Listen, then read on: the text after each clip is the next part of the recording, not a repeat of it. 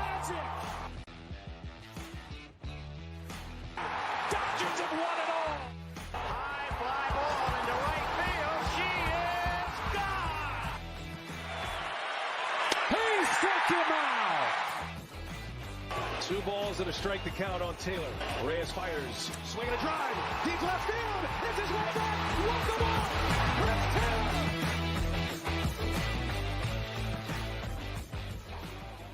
What's up, everybody? Welcome into DodgerHeads Live, presented by DodgerBlue.com, part of the Blue Wire Podcast Network. My name is Jeff Spiegel, joined tonight by Matthew Moreno, Blake Williams, for another off-season edition for the Dodgers of DodgerHeads. Guys, in the midst of the World Series, 1-1 Rangers and Diamondbacks. Matt, I'll just ask the question that's sitting out there. Are you watching these games? Are you enjoying these games?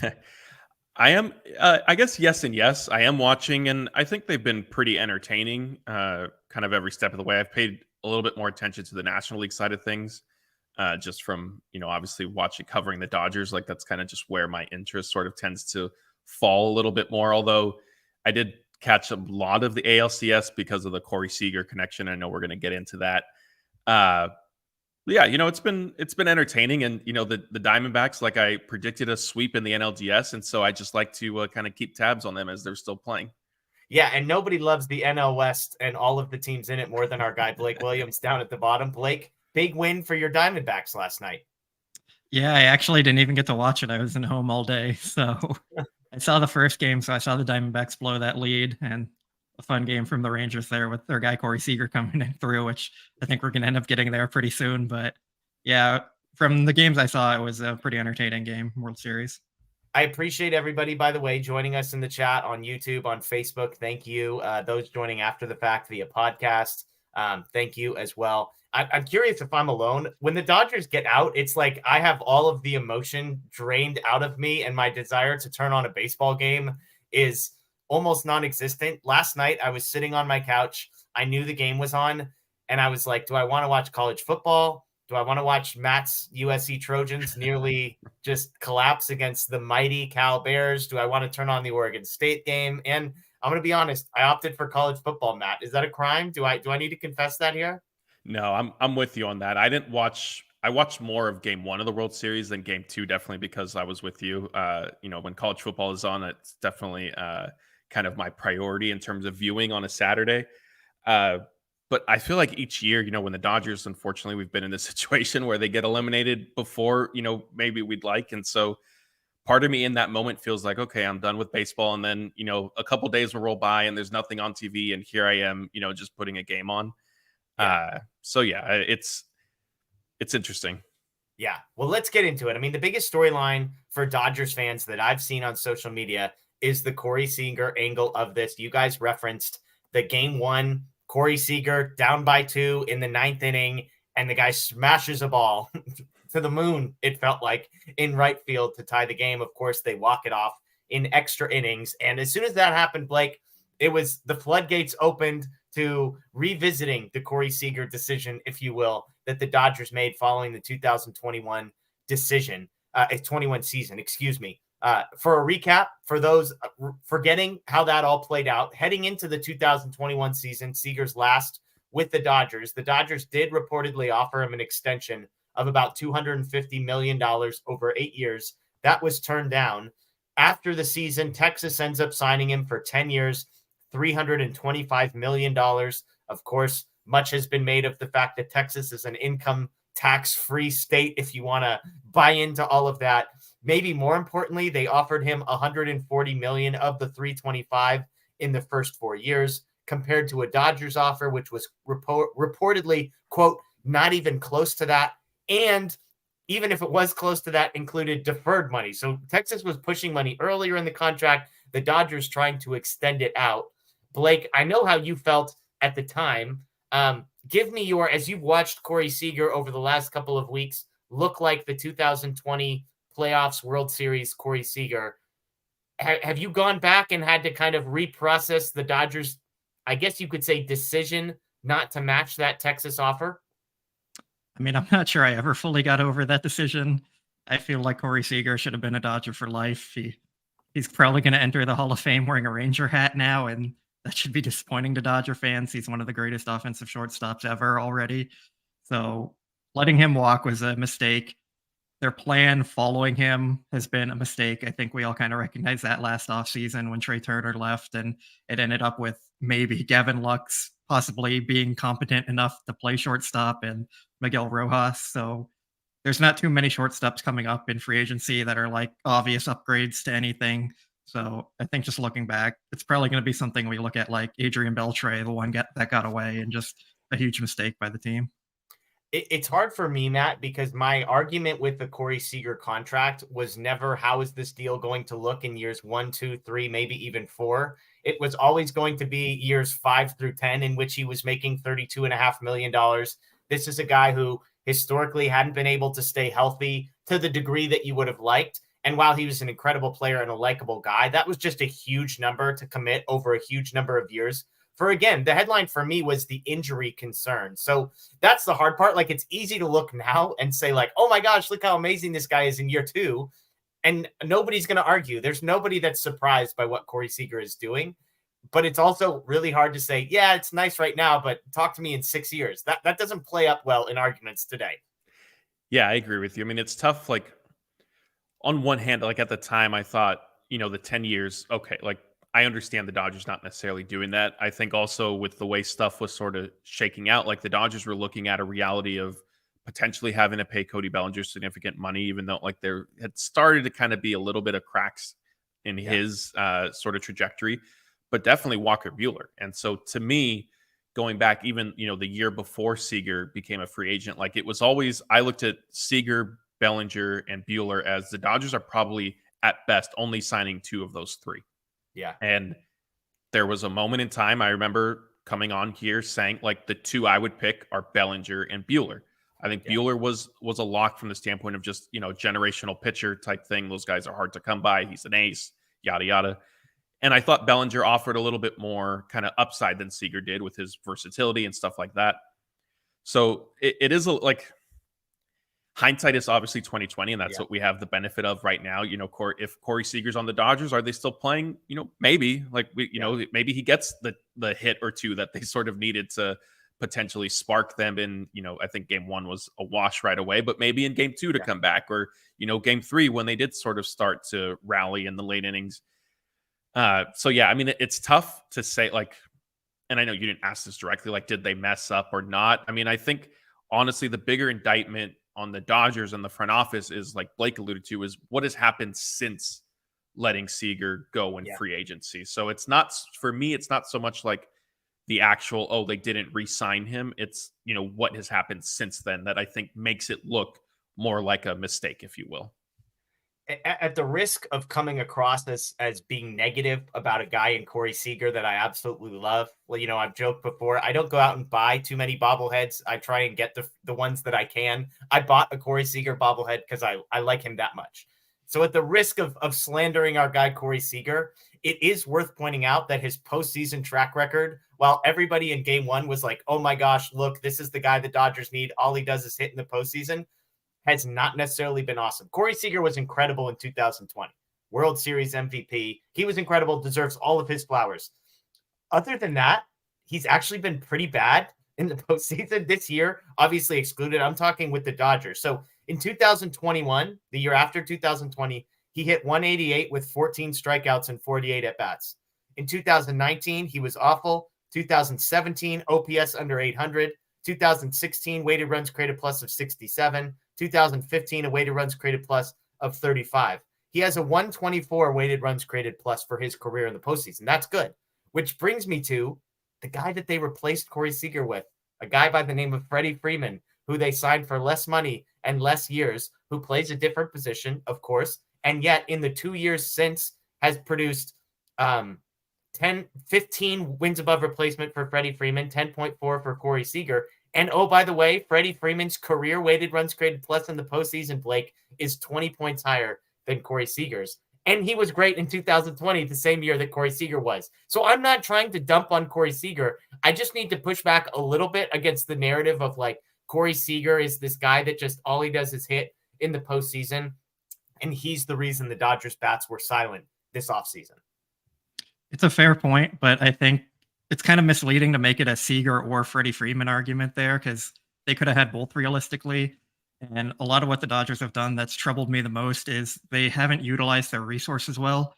Like if you look at the contracts for David Peralta, JD Martinez, Miguel Rojas, Noah Syndergaard, or Ahmed Rosario, whichever one you want to say, that's almost $30 million right there that they could have paid to Seager. Yeah. But instead they're paying it to those guys right there. So you could have had Seager and Freeman in the lineup, and Seager's more of a long-term guy for you, and Freeman's more of the shorter-term guy, but they could have had a generational type team moving forward.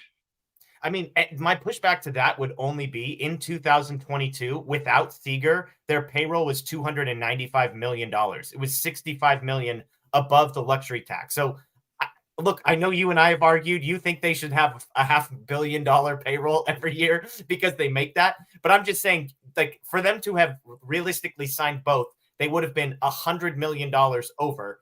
And every dollar that they paid Seager basically would have been taxed at 50%. So a $32.5 million Corey Seager contract would have actually been a $50 million in the first year contract and then moving forward. So beyond last year, I mean, could they have just taken the hit for 1 year?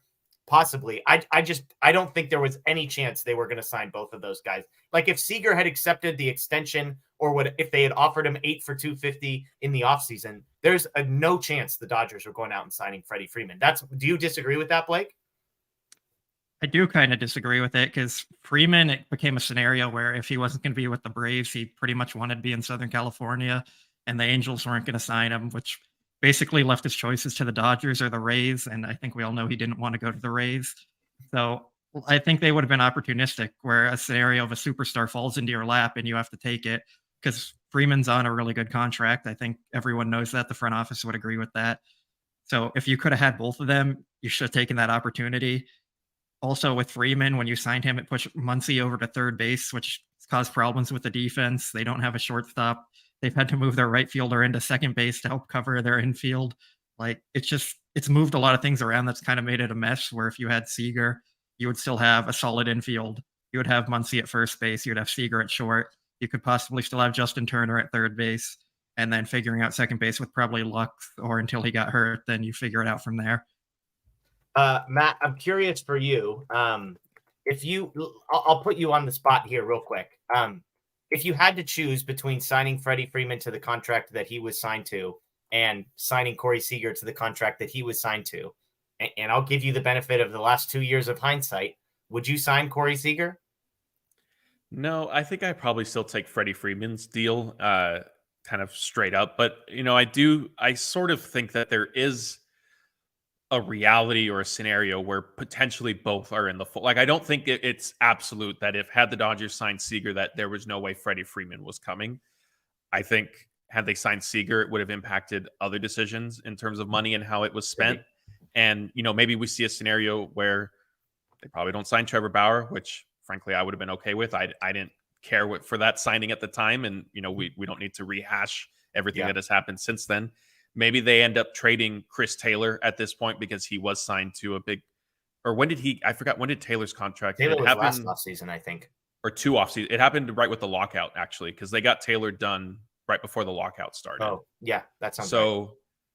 Like maybe that looks a little bit different. And look, like Chris Taylor has brought some value to the team, but also in terms of production, like it hasn't necessarily been there. And I know, like, I'm saying that now, but I'm going to argue later in the video as to why I felt he should have been in the lineup in the NLDS. But like, I think because of the butterfly effect, like it's hard to say definitively, like if like there's no way the Dodgers could have Seager and Freeman with the way things unfolded, mainly for Freeman, because like Blake said, like the Braves were driving that bus. And once they said we're out, like Freeman was in a free fall, kind of trying to figure out where to land. And the Dodgers, to their credit, were willing to spend a little bit of money, if you will, and they were in position to do so.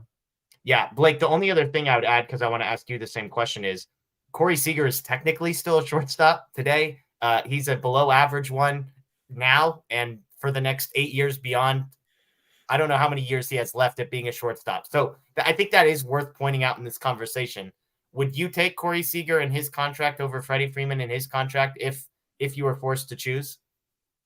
I think Freddie Freeman's is a better contract looking at it. It's a shorter term deal. The AAV is not bad. So I guess if you're making me pick one of them, it's going to be Freddie Freeman's. but that's just based on the contract. And I still think they could have had them both, like Matt brought up. If you don't pay Chris Taylor, David Peralta, and Noah Syndergaard, that's essentially the contract Seager would get on an AAV of like 30 to 35 million there. And I know those guys are on like shorter term deals, or I think Chris Taylor's at 4 years or something like that, but it's shorter term deals. But I don't think it's necessarily a bad thing to say, hey, we have Corey Seager for 10 years. Like, people like to bring that up as a negative. It's a long-term deal, but he's a great hitter. He's probably going to age very well as a hitter. He might have to move over to third base, but if you still had him, then maybe Justin Turner's still at third base. And once Justin Turner retires in a year or two, then it's time for Seager to move over there. So I just thought that always would have worked out perfectly of how they could have moved Seager off shortstop, or even now with the DH, Seager could have been there for the final few years of his deal. I just think we said it at the time, and we're still saying it, like, Seager is a very naturally gifted hitter, and I think he's the type of hitter who ages very well, similar to like Freddie Freeman types. So, I mean, it's so hard to say like it's a negative to have Corey Seager for that long when we're talking about it like this. But to answer your question, yes, Freddie Freeman's contract is better on the surface level. And again, I'm trying to push back a little at the people who are playing the results of the last 2 weeks as if if you look at the last 2 years, again, Freddie Freeman has vastly outperformed Corey Seager in a wins above replacement perspective. And also from a career playoff production, Freddie Freeman has vastly outperformed Corey Seager over the course of his career. So it's easy to look at, Freddie Freeman had a terrible 3 games and Corey Seager is sort of rekindling the 2020 magic that he found during the postseason. But it's an interesting dialogue to have nonetheless. Let's get to a couple other things here as we move our show along. We are going to get, by the way, stay tuned for a Halloween candy draft at the end of this. And my goodness, I cannot wait to hear what these two guys have at the top of their lists for Halloween candy. But let's get to another major talking point among Dodger fans over the last week. For those that have the pleasure of reading Dylan Hernandez articles, he wrote something this week that was about Mark Walter and Dodgers ownership. And I'll sort of summarize what he said in basically the Dodgers ownership is out of touch. He called Mark Walter, he referred to him as, quote, an absence of leadership. And this was the quote that I think got to me. And Matt, I'll come to you first on this one. He said this, quote, where is the owner to challenge Friedman on his philosophy? Where is the owner to interject common sense into the conversation? He's not at the stadium enough, Hernandez added. And then, quote, in Walter's absence, the once cutting-edge baseball operations department has become a caricature of itself. I have lots of thoughts. I am going to place myself third in the pecking order here. I'll back cleanup, if you will, on this article, Matt, but I'll turn to you first. Yeah. First, I think it's important to remember that Dylan Hernandez, he's a columnist. And so there are certain reactions that he is writing for. And I think he does a great job at that. I think it's reasonable to suggest that Mark Walter is at the stadium more. That's not something I'm applying to Walter specifically. I think as owners in general, like, it's not a bad thing to show your face, around, whether it's NBA, NFL, whatever, to kind of be present. But also, like, there is a fine line. Like, we've seen what happens when owners get too involved in baseball operation decisions, and it can be a negative. I think Mark Walter has hired competent people to run the Dodgers front office. Now, is their philosophy potentially flawed in some regard? Perhaps. Like, are they too maybe stubborn in some instances? I think you could argue that. But broadly speaking, I mean, I don't know, like, in terms of, blame for the Dodgers' shortcomings the last 2 Octobers, like, Mark Walter honestly wasn't even on my radar. I mean, we've been talking about, like, does there a change need to happen with Dave Roberts? Like, some people were even saying Andrew Friedman needs to go.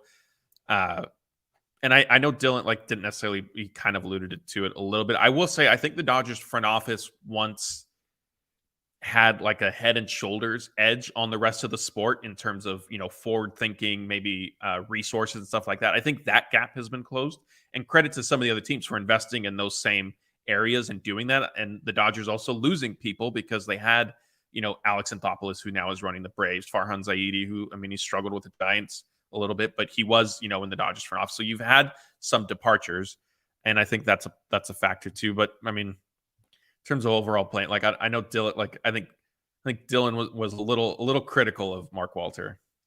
Blake, I think the easy argument against the owners is whether or not they spend enough money. That wasn't what Dylan Hernandez, that point was not in the top 3 or 4 points that Dylan Hernandez made here. What did you make of, somebody in the comments saying, like, isn't the goal to let the front office hire the best people and let them cook? Hernandez seems to think otherwise.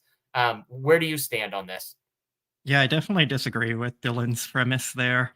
I mean, the owners are businessmen essentially, and if you're running a baseball team just specifically like a business, it's not going to work out too well for the on-field product, and that's where a lot of fans disagree with owners on kind of their decision-making processes and how much money they're spending and all that. So I would much rather just see the owners let their front offices do what they're hiring them for and run the baseball team, because they're the ones who know baseball and understand baseball. Regarding going to the stadium and like showing your face there, I think that's kind of like why they have Magic Johnson in the ownership group. Like, he's the public face of the Guggenheim group. Yeah. Magic tweets always coming in clutch right after a loss or whenever. Like, it just seems so overrated to me. Like, Matt brought up owners talk like in the baseball operations department intervening too much, but we see like Jerry Jones completely just running the Cowboys, and most NFL fans think the Cowboys are kind of a joke with that, and they get criticized an awful lot. So I don't really care if Mark Walter's at the game. He's just owning the team because it's a business opportunity for him. I don't think he has a ton of like personal investment in them and like how fans feel if they lose or win. Like, at the end of the day, Mark Walter's still making good money whether the Dodgers win or lose. So I just don't think it has much to do with him at all. The best owner is one who writes big checks and stays the heck away from everything else.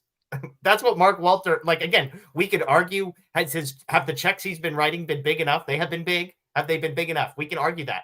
The fact that you wrote that there was an entire article written criticizing Dodgers ownership and like financial spending did not come into play until paragraph like 15 is bonkers to me. I had Jerry Jones written down in my notes, Blake, just like you did. I'm a Raiders fan. I had Al Davis in my life.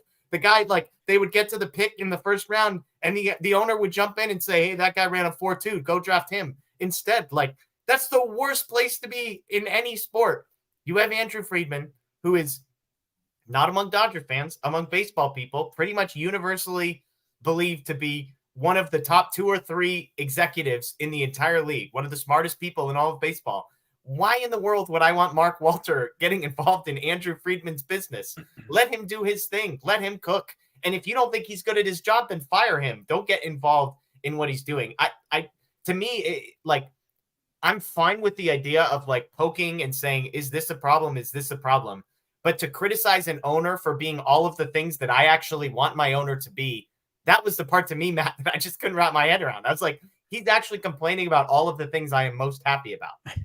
Yeah, I mean, all of that being said, though, like, I think it would be reasonable if Mark Walter, like, because, like, I agree with Blake. Like, he is running the team. He's treating the team as a business, and, like, it's not necessarily a passion. And few owners do treat it that way. And I've always thought, like, from a fan's perspective, I think it would be better for the team if these owners, like, were fans of the team, because I think they would be more invested. They might be more aggressive in some sense. Like, it could go both ways. But, like, at least, maybe they'd be more inclined to spend a little bit more. Not that this applies to Dodgers. Maybe they'd be inclined to spend a little bit more aggressively to try to put a good product because they're a fan of the team that they own.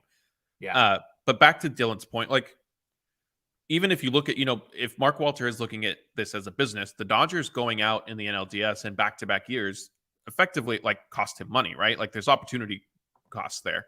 So, like, is it completely unreasonable maybe for Mark Walter to approach Friedman and say, hey, like, what's been going on type? Like, maybe just ask some questions like, do you need something from me? Like, what has happened? Like, I think that's fair, right? And I don't know if that's what Dylan was saying. It didn't necessarily come across that way. Yeah. But if that was his point, like, I think that's fair and reasonable because, like, nobody should really be happy. And like I said, even if Mark Walter and Guggenheim are looking at the Dodgers as strictly business, well, you want to keep playing because the more playoff games you host, the more money you get, merchandise, and so on and so forth. And so from that standpoint, like, I don't think it's outlandish to think that maybe Mark Walter can or should or would at least raise some questions, but not necessarily to the point of, I'm going to start making baseball decisions now. The irony is, and I realize this is sort of a niche sport that I'm going to start talking about that doesn't have perfect crossover. But I don't know how many people know that there's a guy by the name of Todd Boehly, who's one of the Dodgers ownership group people, who went and bought Chelsea, who's one of the biggest soccer clubs, football clubs, whatever you want to call it, in the world. And for those that follow the English Premier League, this guy Boehly has just been chucking money at Chelsea for like 18 months, like an absolute psychopath throwing money at them. And you know what? They suck. They're terrible. They hire and fire managers like it's nobody's business. They go out and spend outrageous amounts of money on everybody they can. And it has been an utter failure because a American businessman is trying to make soccer decisions for one of the biggest soccer clubs in the world. And again, like another person, shout out to BMR in the chat, who's talking about Frank McCourt. Like the idea that any Dodger fan would complain about ownership in a post McCourt world. Like Frank McCourt is as long as this person is reasonably better than Frank McCourt, I'm going to be happy. We had the worst ownership situation. We had employees' checks bouncing like within the last 10 years or so. And so the idea that we're going to be critical of the owner in light of what Frank McCourt has done, I don't know. Like to me, it's just, there are times when like somebody writes a provocative article and I'm like, I disagree entirely with this, but like, I kind of understand the premise of where they started. This one, like the owner is not in the top 15 of people that I would blame. And if I were to blame him, none of the reasons Dylan used would be the reasons I'd be mad. Yeah, I think the only way I'd blame him if we found out like he told Andrew Friedman to bring the payroll down this offseason and try and get under the luxury tax, because that's like a fair criticism to make of it.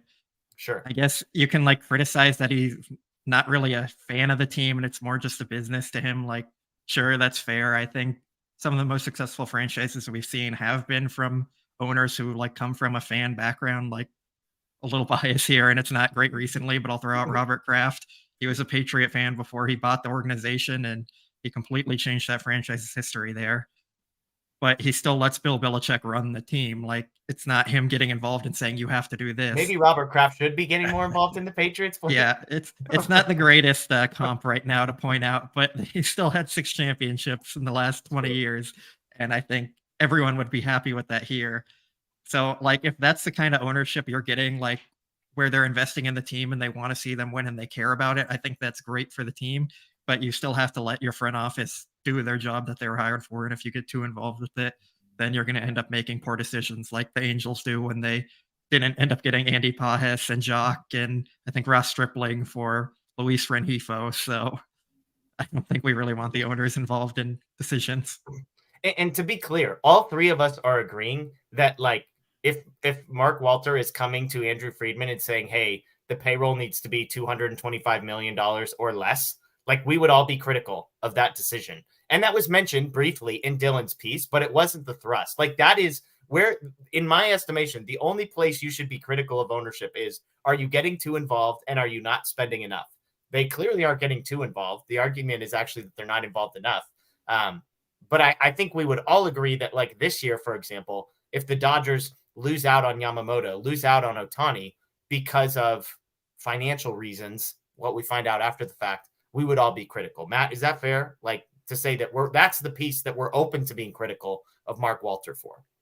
Yeah, I think that's fair, but I think it's also reasonable to assume that that was sort of the directive last offseason was to get under the luxury tax. I mean, I think the way they went about things, it was pretty clear like that was their intention. And I mean, whether like, I don't think that was straight ownership saying, hey, we need to line our pockets, because baseball does make it so that there are like the penalties get punitive as you repeat, you become a repeater in terms of paying the luxury tax. And so, there's a catch-22 there where I think I can understand that, sometimes a team does have to get under luxury tax threshold, and there's a way to do it. Like you basically can be a penny under it, right? And still have a pretty high payroll and a good team. And I think the Dodgers, generally speaking, do strive to do that. I think last offseason was the first time where I really felt like, what are you guys doing here? Like, and, we sat in one of the offseason videos and said, like, my concern was, they're kind of letting all these top free agents go. And okay, I understand there's sort of a plan, but then they're going to be left at the end of the offseason needing to fill out their roster with basically replacement level players. And that kind of is what ended up happening. And I think there was kind of a trickle down effect that then led to, performance this season in terms of the playoffs, not necessarily regular season. But yeah, I mean, short of, Mark Walters saying every year to Friedman, hey, like, get us under a luxury tax threshold every single year. Like, you can't necessarily criticize him too much right now. I'm with you. All right. Next up, an interesting story about a Dodger who had an injury revealed after the fact. The story here is that David Peralta had surgery to repair a torn flexor tendon in his left elbow, which, if you watch David Peralta play baseball over the last couple of months, would not surprise you that he had an injury. What maybe is most surprising is that he apparently had sustained this injury, Matt, during or before the All-Star break, and continued to play on beyond that. If you go and looked from mid-July on, this is a guy who had a 58 weighted runs created plus and a 236 batting average. The Dodgers kept trotting him out there, Matt. And by the way, it's worth pointing out, he went on to achieve some performance incentives based on games played that added, I believe, an extra $1.5 million to his paycheck as well. What do you make of this story, Matt, and the news that this surgery happened and this injury was 3 months old? Yeah, so my initial reaction, like you said, was, oh, okay, that makes sense, because we saw Peralta's production tailing off really in yes, in the second half, but really like the last month of the season, maybe 6 weeks. Then my question was like, okay, like if that is look, credit to David Peralta for pushing through it. Like, even, yes, fine. Like, there were incentives for him to reach. Okay, maybe that was a mutually beneficial thing for him and the Dodgers if he kept playing.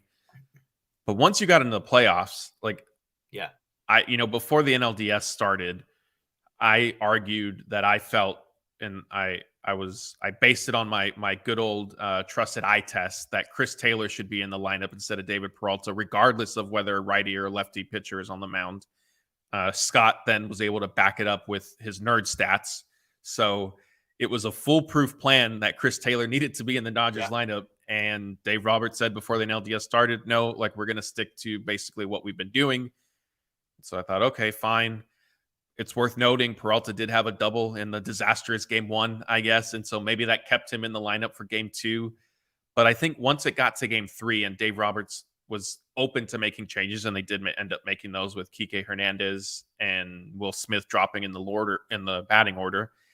At that point, considering what is known about David Peralta, and there's no way that this injury was a surprise to the team. I'm like, they knew what was going on. Like, why was Chris Taylor then not starting game 3 of the NLDS at that point is my question. Well, and Matt just answered, Blake, the question I was going to ask to you. Is there any chance that the Dodgers didn't understand the severity of David Peralta's injury and maybe thought, like they would have gone and made sure he had the scans necessary to identify this, right? Yeah, you'd think so, but how the Dodgers have handled some injuries this year, we've kind of talked about it all year, where they just haven't managed anything well there. And then goes back to the point Andrew Friedman made again. It was an organizational failure of a year, and that's what this was showing. Like, there's just no reason David Peralta should have been playing injured. If he felt some pain, he should have reported it to the team. They should have got him checked out. And then you find out there's injury there, and you say, okay, you're going on the IL. Let's bring up Michael Busch, who deserves a chance to play, and we'll give him some run and see what he can do. Or you could keep him on the bench, and you could go with Chris Taylor in left field and starting him and giving him a run. Or they could have kept David Peralta off the postseason roster, kept Ahmed Rosario on, because they did end up needing a pinch hitter against the lefty, and it ended up being Austin Barnes instead of the guy they went out and traded for. So just an organizational failure, top to down, with front office, management, just everyone involved with it. And we knew it was before the trade deadline also, so they could have went and added maybe Tommy Pham, who's been lighting up the postseason and has been reportedly wanting to play for the Dodgers. So there's just so much they could have done to kind of fix this. And when they knew he was injured and they still kept playing him in the postseason, that's just a failure all around. Matt, you mentioned it. I mean, we know, like, Tony Gonsolin was injured. They knew he was injured. They were desperate for starting pitching for as long as they could get it. They knew Clayton Kershaw was injured. They kept playing him because A, he was performing, and B, they were desperate for starting pitching. Are we, you hinted, you said it. Are we positive the Dodgers knew about David Peralta's injury? Are we positive that he knew He didn't know where his incentives were at, and didn't want to jeopardize this, down the stretch, and wanted to keep playing.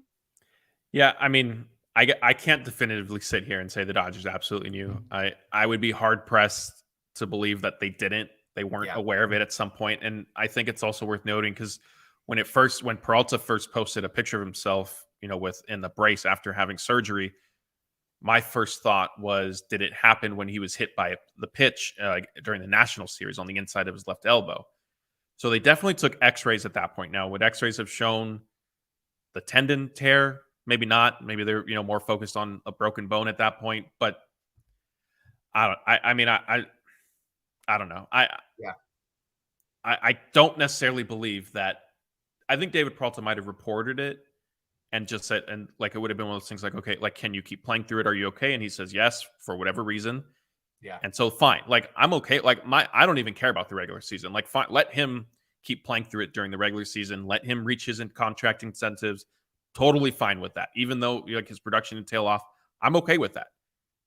My issue is when it came to the playoffs, like, what are we doing here? Especially like if you want to start him in game 1, fine. And I get, like I said, maybe the double earned him another start in game 2. But then once you get into game 3, like, it was win or you're getting swept. Yeah. And I don't want to rehash a bunch of stuff. Like, I know Dave Roberts said a lot about urgency, but again, I feel like this is sort of another instance of where he propped up this idea of we're going to have different urgency this time around, better focus, yada, yada. And then his actions kind of said otherwise in some regard. Yeah. And I mean, the final word on this, like Blake, I just want to believe that if the Dodgers knew the severity of this injury combined with how awful he had been for the final 2.5 months, like, I just want to believe that they would not have kept running him out there in meaningful games, especially in the postseason. I mean, look, again, to Matt's point, however they wanted to handle the end of the regular season didn't really matter. I still think if you're not going to play him in the postseason, then getting Chris Taylor more regular bats would have made some sense. We talked on our show about how, I think it was in the month of September, he was like the second or third best hitter on the team. Maybe it was August. I just, like, you referenced organizational failure, which I think is the ultimate point here. Like, this is probably the best example of organizational failure when clearly certain people and departments weren't talking to each other clearly, or else the Dodgers just made one of the most awful, indefensible decisions possible by continuing to run this guy out there. Yeah, I definitely agree with all that you said there. I guess the hope that the Dodgers didn't actually know about it would be Andrew Friedman said during his press conference they didn't know of any surgeries that were scheduled for their players. So there you go. Like, if David Peralta just didn't tell them, then I guess that's just fully on him. But I mean, I don't see that being a scenario where a guy's playing through a torn tendon in his arm and just doesn't say anything about it. It just seems very far-fetched to me. I also feel like the Dodgers could have just like paid him the money for the incentives he needed rather than having him play through the injury. Like, at the end of the day, for them, that's not much money. It's $1 million on his contract. So it's such a weird situation. Like, if Peralta didn't report it to them, that seems very weird to me. If the Dodgers just ignored it, that seems weird to me. Like, nothing about it makes sense. But like, looking in hindsight, it's like clear he was playing injured, I guess, now that we know about it. So it's just a very weird situation all around, and that's like the best way I can describe it. We need the Fabian Ardaya insider piece where Dodgers officials were surprised to hear the extent of David Peralta's injury. Like, I just need that in my life because, to your point, I mean, Andrew Friedman made the comment they weren't expecting any surgeries, and yet David Peralta again played the second half with a torn flexor tendon in his left elbow and has had surgery. He is now, of course, a free agent. Let's move on here to a couple more sort of short topics, quick hitters here. The first is a quote from our very own Joe Davis, who, of course, is calling the World Series for Fox. He said this about the Diamondbacks. They have shown, quote, a very different path forward. He also added that he was excited to get to introduce the Diamondbacks to the country, excited to introduce Corbin Carroll, that the narrative around nobody wants to watch these two teams and the bad ratings was nonsense because this was an exciting bunch. Blake, is this just Joe Davis towing the company line and saying the things that his employer Fox would like him to say here? Or is there any chance he really believes the words coming out of his mouth? I think Joe Davis has embraced the chaos and he has bought into the gritty Diamondbacks taking over for Scott's gritty Dodgers and proving that they actually have grit and know how to win in the postseason and can go on and win with stolen bases and small ball and everything. But I think to his point, this season it has been easier to win with that kind of strategy with the increased stolen base chance from all the rule changes and everything. The Diamondbacks are definitely a team that have taken advantage of that. They've also just had their hitters start slugging in the postseason. Like during the regular season, their offense was league average completely all around. And then the postseason, they come out and they're hitting homers, they're stealing bases, they're just doing everything they need to do to win. So from a perspective of like just someone watching them and not being a fan of them, like they're a fun team. They have a lot of young talent. They've had a lot of top prospects that have come up and helped them. They've developed well. They have some older veterans like Ketel Marte and Christian Walker who have been really good for the last few years, and they're putting on a show in the postseason. They have a pitching staff that's coming through for them. So I think Joe Davis definitely has agreement with that they're a fun team to watch. Whether they would have been the most fun team to watch, you can debate that, but Diamondbacks have a lot of good things going for them. It is interesting. I'm looking up postseason stats, and like these numbers are essentially meaningless with some of the sample sizes. The Diamondbacks as a team, their OPS is only 752. It's the 5th best mark of any team that played in the postseason this year. Yes, they lead in stolen bases, but their slugging percentage isn't actually that good. Their on-base percentage isn't actually that good. So, I mean, look, they're there, and kudos to them. And, you know, if they win, it'll be real. It'll count.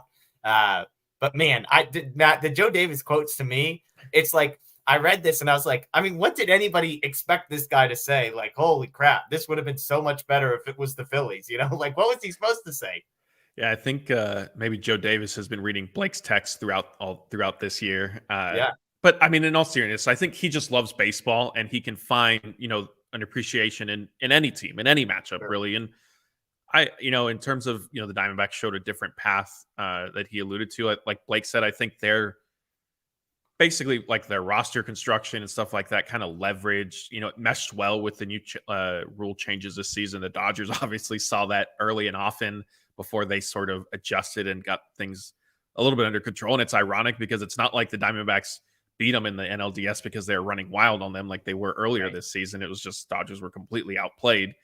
But yeah, I mean, Joe Davis, I think he does believe it, like I said, because he loves baseball. But yes, he wasn't going to come out and say otherwise. It could have been the Brewers and the Rangers, and I'm sure he would have felt the same way. And I think that's good, a good perspective and kind of goal to have as a national voice for the sport, because a lot of times, like we see it every week, it's Sunday Night Baseball and fans complain about the broadcast. And so I think it's good to have a broadcaster up there saying, hey, like, this is why this matchup is still good. Like, ratings will be fine. This is why it's still interesting and all that stuff. Some other news, the Fielding Bible Awards, that's a real thing. I've been told Mookie Betts wins the Fielding Bible Award for the utility multi-position player. Blake, I predicted Mookie Betts would win the Gold Glove for the utility player. You told me I was wrong. Are you starting to feel a little bit nervous about your prediction now that the Fielding Bible Awards have been announced? Not really. They're voting in different ways and considering different things. The Gold Glove is still a little more old school kind of voting wise. They have like 25% of it as their advanced stats portion of it, but it's still mostly like eye test and older stats like the Mats are using. So the Mats.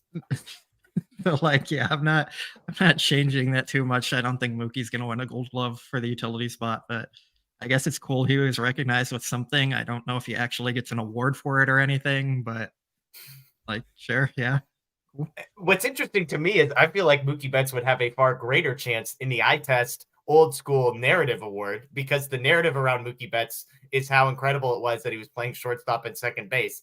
And again, I get your point that to some degree, we're asking two very different groups. We're asking the Scotts of the world and the Mats of the world, and expecting those two to come to the same decision is not always the case. Clayton Kershaw finished 5th in voting. Apparently that qualified him as a finalist in the pitchers category. I believe Zach Greinke won that award. And then Miguel Rojas, 5th among shortstops for the Fielding Bible Award. So Does this make Mookie Betts the trophy cabinet, do you think? Do you think he has a place for his 6th Fielding Bible Award, I think I read? It is his 6th, so he is tied with Andrelton Simmons and Yadier Molina for most ever. And I think this was now the 18th season that they've been giving out Fielding Bible Awards. But I'm not sure, with Mookie does have an MVP, World Series trophy, I think maybe a handful of Gold Gloves also. So maybe some bowling stuff. And then you might get to the Fielding Bible Awards in his trophy case. Yeah, it's definitely below his bowling trophies. I think we can all agree on that. It's on his bookshelf. Yeah, there you go. Okay, speaking of Clayton Kershaw, another bit of news that came out from Andy McCullough that he is in no rush to make a decision on his future, that he's expected to make a decision this time later than last year. Last year, he signed on December 5th. It was announced that he was coming back to the Dodgers. So it's just interesting. The Dodgers, we know, have lots of things that are going to be on the burner, so to speak, lots of money to spend based on guys' contracts that are coming off of the books, as well as coming off of a disappointing year, having real credible holes in various places, including starting pitching. So Matt, is this big deal to you? No deal to you? Do you think that Clayton Kershaw potentially waiting until after the new year to make a decision on his future could put the Dodgers in a tough spot? Or do you think it's the type of thing that they're going to go out and spend all of their money, and if January 5th rolls around and Clayton Kershaw calls and says, I want to come back, the Dodgers will just say, whatever, sure. Whatever, that amount of money is not going to be impacting any of their other plans.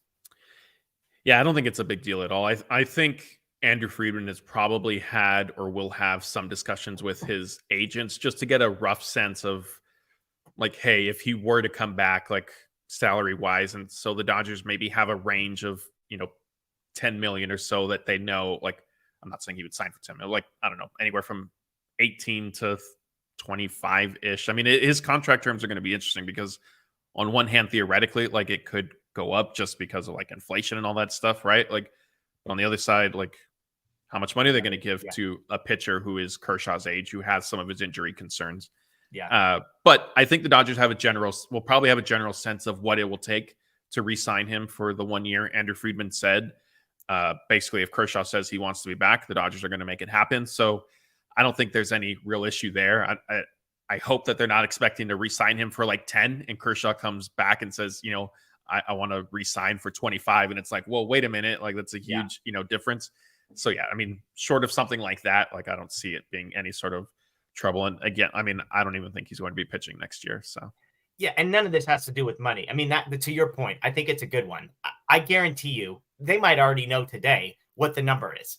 They might have already agreed to a number with Kershaw's representatives and say, hey, it's 18 million, it's 20 million, it's 22 million, whatever the number is. They probably already have it, and they're going to say, hey, maybe they'll even set a deadline. Maybe it's the beginning of February, middle of January, something we're going to let you know by this date. And Blake, I realistically think the Dodgers are just going to do all of their moves as if Kershaw isn't coming back. And if he does, I think they're just going to spend an extra $18 million more than they were anticipating spending. That's my prediction, because I don't think there's any scenario where Clayton Kershaw says, I want to come back, and the Dodgers don't let him come back.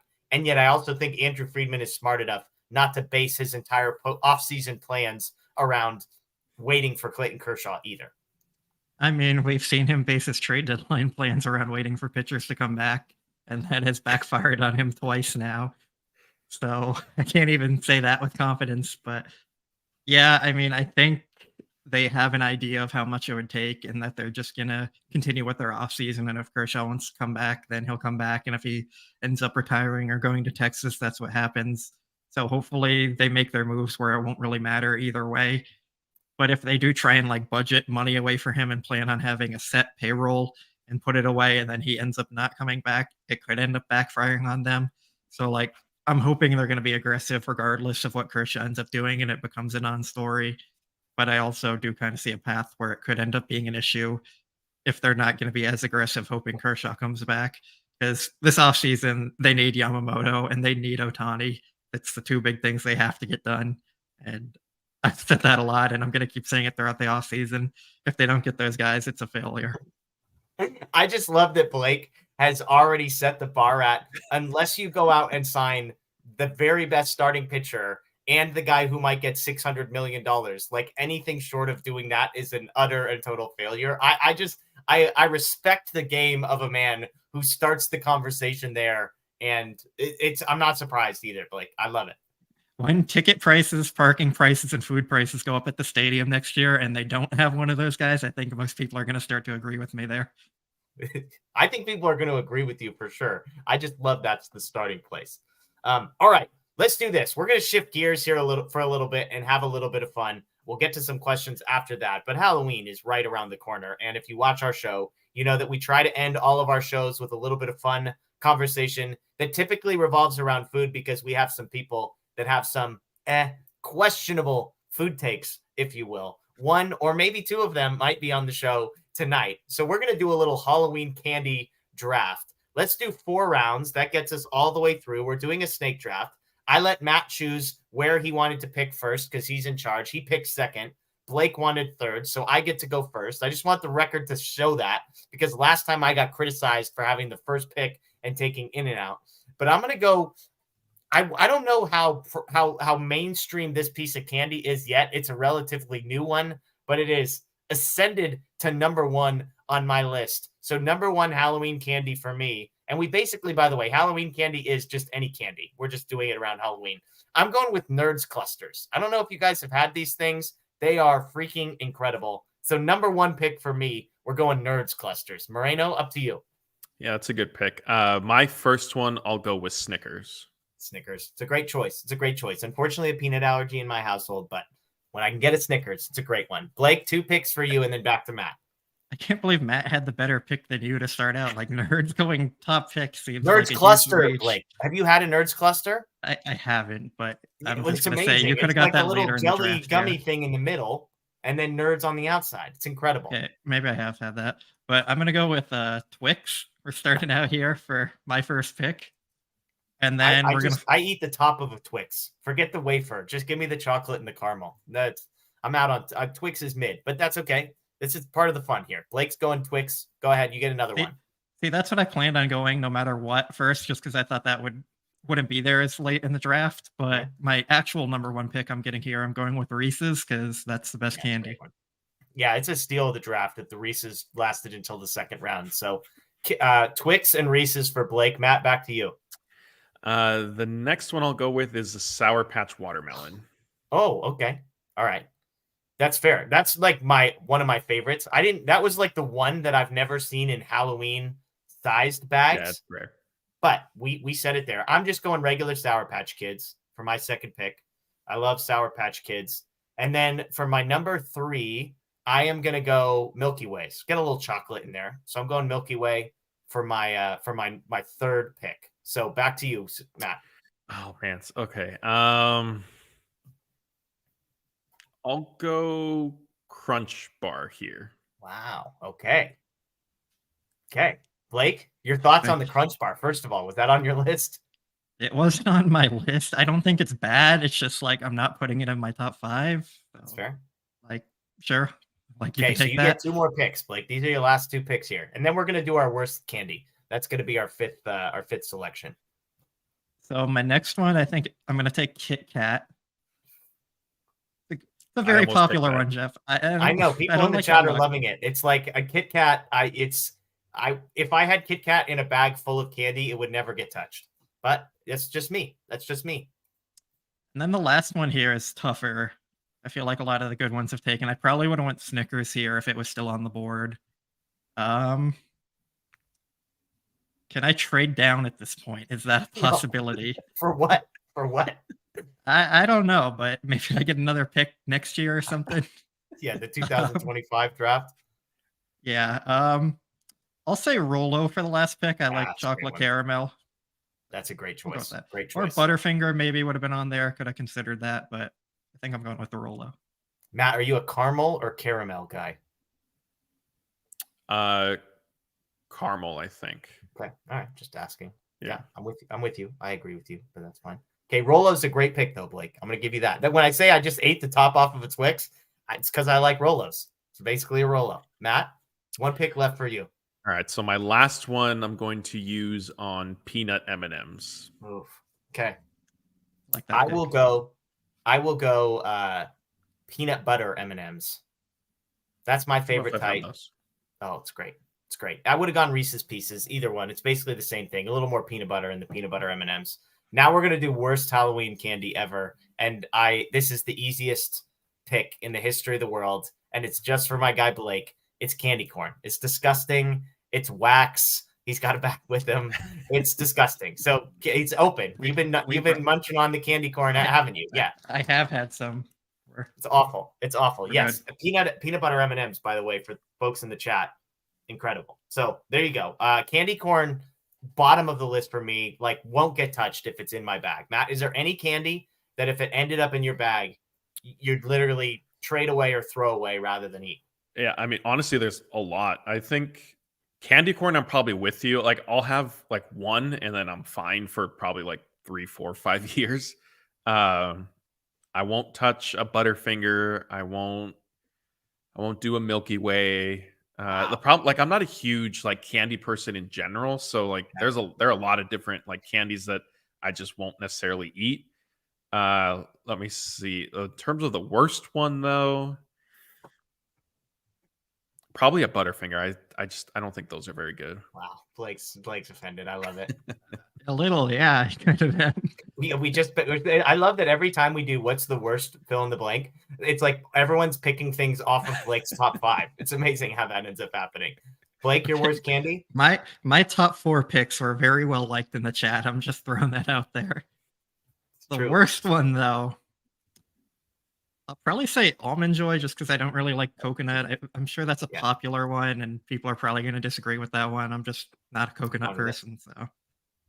I just thought of, I hate Whoppers. That was like my hot take. People love Whoppers. It's like something about it. I just had like a negative visceral reaction to. So I love that somebody in the chat just put raisins, like as if that, like if you got raisins in your Halloween bag, I mean, fair.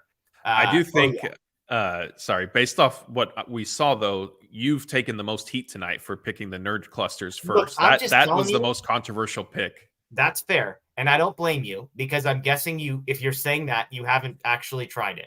I'm telling you, go out, get yourself, find some Nerds clusters. They probably sell it at every grocery store. They're freaking amazing. I'm not talking about the Nerds rope. I want to be clear. Not the Nerds rope, because they first went into the licorice with Nerds on the outside. They now have these little clusters, and they are incredible. So just saying. Somebody also, BMR, caramel apple lollipops, underrated. That's a great one. That probably would have ended up in my top 4 had I thought of it. Love the caramel apple lollipops. Tootsie Pops, that's another like way overrated one. Like if that ended up in it's like, meh, if I'm desperate, there's nothing else there. So Tootsie Rolls are pretty controversial too. Oh, I can't stand Tootsie Rolls either. Yeah, Tootsie Rolls, that's actually a great one. Those would end up in my bag. No chance I'm eating it. So I'm surprised Skittles and the other Starburst, yeah, that they didn't come up on any of our lists. The purple, well, isn't Skittles? My wife was telling me that Skittles are now like banned in a bunch of places, including California. I think the red coloring they have to change. Got it. Well, the purple bag of Skittles is an elite candy in my estimation. Like road trip candy, purple bag of Skittles is up there for me. So yeah, I was giving Blake a hard time when we drove out to Arizona because we stopped. It was the your idea of when we stop at a gas station, what are you running in and grabbing? And Blake, I don't remember what you got, so you're gonna have to remind me and everybody else. But it wasn't. Mix. That's right. Yeah, it was trail mix. It was so as soon as the rubber meets the road with this guy Blake, it's like whatever he says, and then he goes into the convenience store and doesn't walk out. He had 3 bags for $5, and I figured I could also have it as a snack in the hotel room. So like it just seemed like the logical one to get there, like price wise, and just looking different and good. So okay. Touché. I think he did grab a Gatorade though, right? I did, but I would have picked. I picked tea before. Gatorade was Daniel's pick. Oh, that's right. There you go. All right. Well, thank you for indulging us in that. Again, we appreciate this is the last 5 minutes of an hour-long podcast, so apologies to those that don't enjoy it. We will answer a few questions if there are any. Throw some questions in the chat, all caps questions at the beginning of it. If you've got any Dodgers, baseball, Halloween candy related questions, toss them at us. We've got a few more minutes here before we go. Again, thanks to everybody joining us live via YouTube, via Facebook, and thanks to those on Apple, Spotify, or Google listening to the podcast. We greatly appreciate it. Let's see. JJ wants to know, if the Rangers win the World Series, do you think that impacts Clayton's decision to want to play for them? I brought this up in our last video, guys, that the Rangers winning the World Series, and I think they've probably already accomplished it just by making the World Series, proving that they are capable, that going to Texas, two years ago, the idea of going to Texas was like, oh, he just wants to play at home. They're going to suck. They've spent a lot of money, and now they've built a successful team. So, Matt, I tend to think that the fact that they're even in the World Series definitely will have an impact on Clayton's decision. If he decides to come back, I think the Rangers are more in play now than they've ever been. Yeah, honestly, I don't necessarily think so, because I think he mainly more so last year looked at the Rangers as a team that was capable of contending. So I don't know how like real surprised he would be by them being in the World Series. So I mean, maybe marginally, it makes them a little bit more attractive, but I think he already viewed them as kind of a contender, if you will. Okay. I'll just rapid fire these. El Shiva's got a question. Blake, will Kike be a Dodger in 2024? Yes, I think he realized that going and trying to play every day isn't necessarily best option for him, and he found that his best home is in LA. Yeah, I agree with you. Matt, this is a big question from Michael. How do you feel about building residential development at Dodger Stadium parking lot and building an underground rail metro stop coming up from the parking lot? Urbanism for the win. Yes, I mean, I guess the underground rail metro stop might be a little I don't know if we'd see that necessarily in our lifetimes. I like the concept though, of building something around Dodger Stadium in their parking lots. It would, of course, make parking a little bit more challenging. Maybe they'd have to throw a structure in somewhere. But I do agree. I do agree with that idea, because some of my favorite stadiums are like Petco, where it has stuff, right around it. And so it's really easy. We're getting there early to kind of set our things down, maybe go outside the stadium, grab some lunch really quick and come back in. We were able to do that at Chase Field too.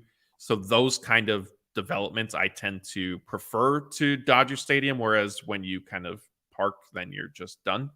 But so I'm all for it, but I don't see it as likely. Yeah. All right, Blake. BMR wants to know, can we talk about how supposed playoff savant Bruce Bochy let Austin Hedges hit in the 9th inning of a tie game with 2 runners on and 2 out? Yeah, that was a mistake. I think Bruce Bochy is a very overrated manager who's got lucky a lot by just his team in general and being carried a bit. But it also goes back to the point about Dave Roberts, like I've made throughout the season, is every manager is going to make mistakes that people are going to disagree with. And really the manager's job is just to kind of keep the clubhouse from not falling apart like we saw in San Diego. So yeah, I mean, that's what I have to say on that. Like Bruce Bochy, I don't think is a great manager like other people do. Ederico, how come the handling of injuries is not being talked about on this podcast? Our players keep getting hurt, and it seems no one bats an eye about it. We had a huge segment on David Peralta getting injured, and the Dodgers not really talking about it.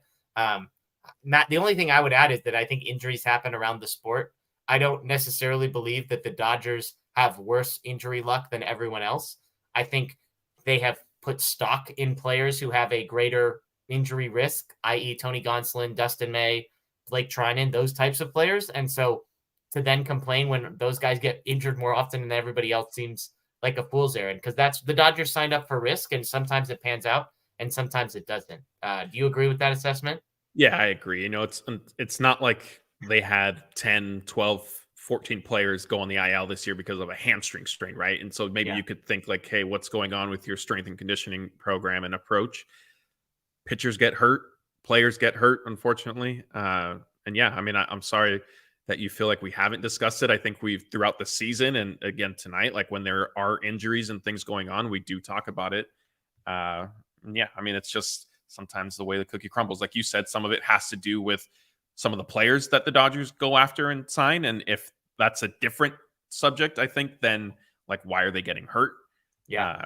But yeah. Bob Nightingale says, I want to be intelligent for Halloween. Just had to throw that one up there. Let's get to one last question here from Jason, talking about a potential Nolan Arenado trade and asking, is there anybody that would be off limits from the Dodgers that is not currently on the 40-man? So Bobby Miller, Gavin Stone, Ryan Pepio, all guys on the 40-man. Blake, I'll ask this one to you. Are there players not on the 40-man roster that you think would be off limits? Maybe Nick Frasso, but I don't necessarily think he would be off limits. If it came to getting Nolan Arenado or keeping Nick Frasso, I think the Dodgers would end up parting with him. But if I had to pick one guy who would be off limits, it would be him. Yeah, the only guy I could think, Dalton Rushing too. Dalton Rushing. Jose DePaula would be the other one. He's a guy that's super, super young. I believe he's like 18 years old, but the way people talk about him, it's like a potential, top 5, top 10 in all of Major League Baseball prospect potential. So maybe Dalton Rushing. The Dodgers, look, they have Cartaya. He's already on the 40-man roster. They obviously have Will Smith. So catching position is an interesting one. Oh, did I not mention? That was weird. I was mentioning all the good ones, and that's weird that I didn't mention him there. But yeah, Frasso, I think, is the best pitcher, but I'm with you. I wouldn't describe him as untouchable. He's not on the level of a Bobby Miller type prospect. So good question, though, Jason. And apologies, by the way, to Austin Barnes for not including him in that conversation. So, well, there you go. That'll do it for us tonight. Thank you again, as always, folks, for joining us here on Sunday night. We're here every Sunday night at 7:10 p.m. talking Dodgers, talking baseball, and doing our best to keep things moving and keep things light as we keep going throughout the World Series. Will the World Series be over a week from now? I don't even know how the schedule of these games plays out. Blake, do you know? There's potentially 5 games left in 7 days. They'd probably be done, right? It's over Saturday if it goes 7. Okay, there you go. So by the time we talk next time, Corey Seager will be lifting another World Series title for the Texas Rangers. Blake's Diamondbacks will be weeping, and we'll all be moving on to guys getting non-tendered and qualifying offers be extended and all that kind of stuff. So again, thanks everybody for joining us. That's Matt Moreno. That's Blake Williams. My name is Jeff Spiegel. Again, check out DodgerBlue.com. Tons of information and news throughout the offseason. And of course, right here on YouTube, subscribe and ring the notification bell because we have 2 to 3 videos a week still coming at you live right here on this channel. Enjoy the rest of your night, folks. And as always, go Dodgers.